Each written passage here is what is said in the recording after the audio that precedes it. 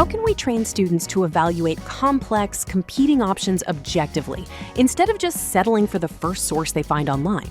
Try modeling structured critical evaluation live in class by using Gemini to build a comparative analysis matrix. Let's look at a computer science scenario where students need to compare 3 different architectural patterns for a new cloud application.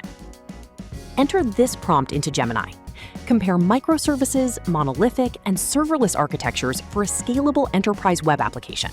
Present the results in a table using these columns: deployment complexity, operational cost predictability, latency under high load, and fault isolation.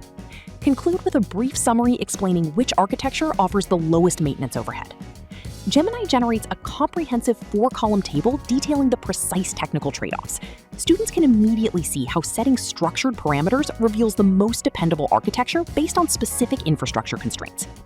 To move this directly into a collaborative workspace, click the 3 dots menu at the bottom of the response to export the complete table directly into Google Sheets, or select Copy to paste into another application.